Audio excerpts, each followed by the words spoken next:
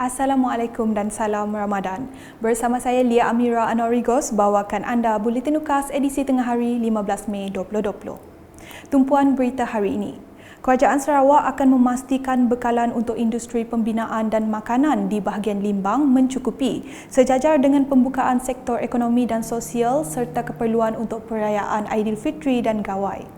Timbalan Ketua Menteri Sarawak Datuk Amar Awang Tengah Ali Hassan berkata, beliau telah meminta pemborong untuk menambah bekalan bagi sektor pembinaan supaya kerja-kerja pembinaan yang tertangguh sebelum ini dapat dilaksanakan.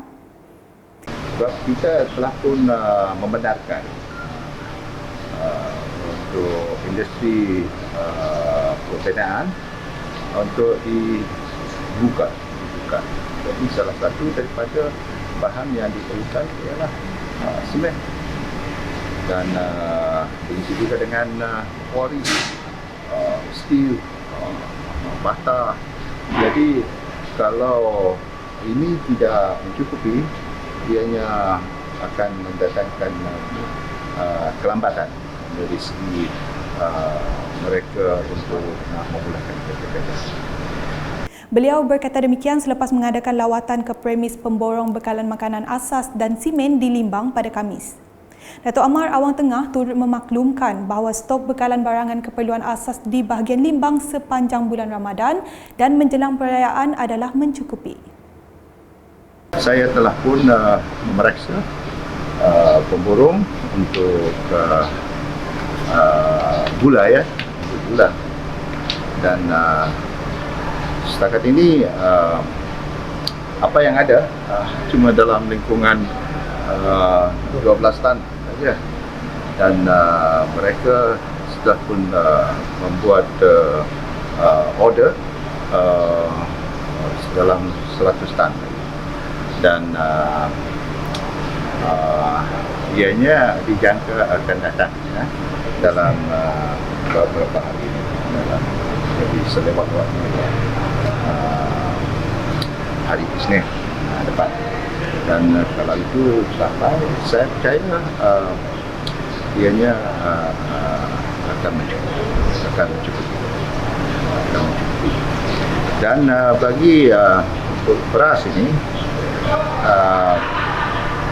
apa yang ada dalam stok mereka ini mereka dari segi stok yang ada dalam lingkungan 70 lebih tan 73 tan dan mereka juga telah pun membuat order insyaAllah dalam beberapa hari ini akan sampai. Berita seterusnya.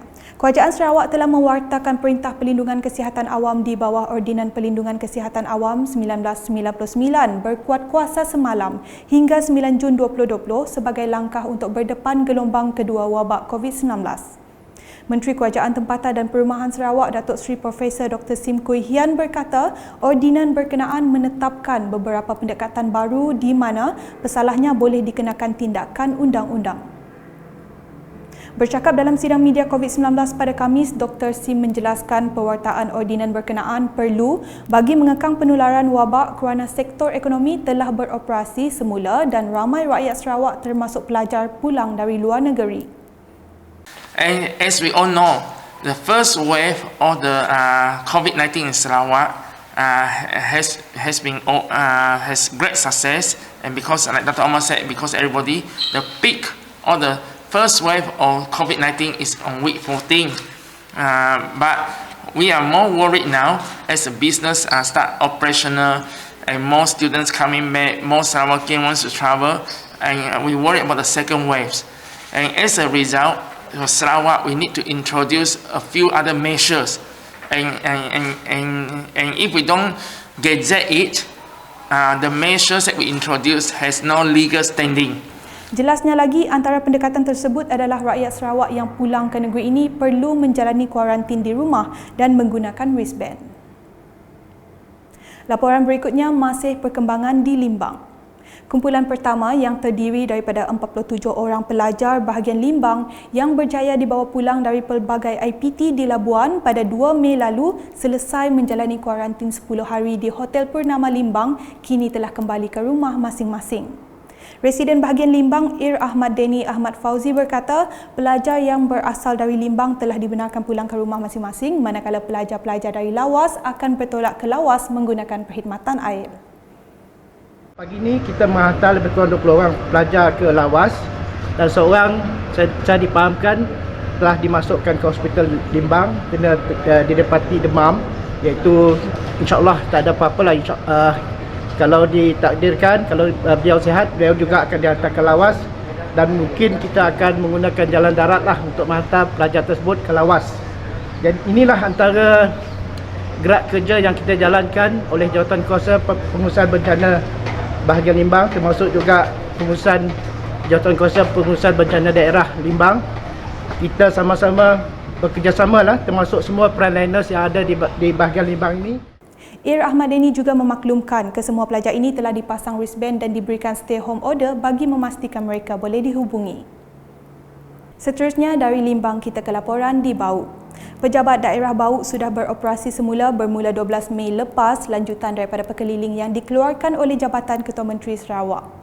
Menurut Pegawai Daerah Bau Anilia Siam, urusan kaunter pembayaran dibuka mulai jam 8 pagi hingga 1 petang disebabkan kutipan harian perlu dihantar sebelum jam 2 petang. Tambahnya, pihaknya menghadkan kira-kira 20 pelanggan setiap kali berurusan di Pejabat Daerah Bau. Jadi operasi kita dari segi pengurusan kaunter pembayaran kita buka sampai dari pukul 8 sampai pukul 1 tengah hari petang disebabkan bank itu pada pukul 2. Untuk pembelian peluru, renewal business licenses, pembayaran bil-bil, jadi bolehlah datang ke kaunter di pejabat daerah, tapi kita terpaksa tutup pada pukul 1 petang disebabkan kutipan harian perlu dihantar ke bank pada pukul 2 petang. Sementara itu, beliau menambah urusan pendengaran kes di Mahkamah Natif Daerah masih ditangguhkan sehingga notis dikeluarkan. District Native Court untuk makluman semua, pengurusan ataupun court hearing masih ditangguhkan sehingga notis dikeluarkan kelak. Beralih ke laporan bantuan makanan, dengan penduduk di Telian berterima kasih dan menghargai keprihatinan Perdana Menteri Tan Sri Muhyiddin Yassin yang menyumbang sebanyak 1,182 bekalan makanan yang disampaikan pada Khamis. Sumbangan berkenaan merupakan bantuan khas Perdana Menteri melalui Ahli Parlimen Mukah kepada Ketua Isi Rumah di Dun Telian. Menurut Ketua Kampung Petanak Hilir, Will Plim, penduduk di kampung berkenaan amat bersyukur selepas menerima sumbangan khas tersebut. Itu kami menerima sumbangan dari Perdana Menteri untuk disumbangkan kepada penduduk kampung Petanak Hilir. Jumlah semua itu adalah 214 bungkus untuk diterima oleh Ketua Isi Rumah sekitar Petanak Hilir. Jadi saya rasa memang mereka mengalu-alukan sumbangan macam ni bagi yang memerlukan. Turut berterima kasih Ketua Kampung Petanak Hulu, Kuheng Akub. So, terima kasihlah saya ucapkan kepada Perdana Menteri dan Wakil P213 Datuk Hanifah dan Jawatan Kuasa Bencana Daerah Mukah ini. Saya ucapkan sekali lagi saya ucapkan terima kasihlah. Sebelum mengakhiri buletin, ikuti tips sahur sihat terbitan Jabatan Penerangan.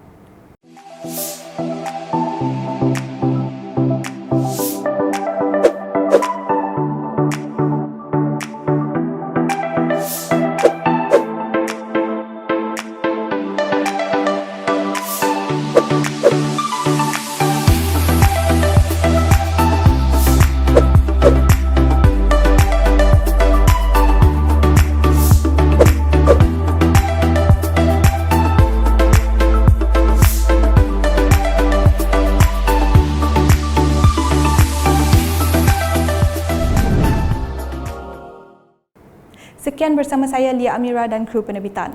Kekal lakukan aktiviti bermanfaat sepanjang bulan yang penuh keberkatan ini. Dapatkan berita terkini Sarawak setiap hari dengan melayari ukas.sarawak.gov.my atau di Facebook, Instagram, Twitter dan saluran YouTube Buletin Ukas. Salam Ukas.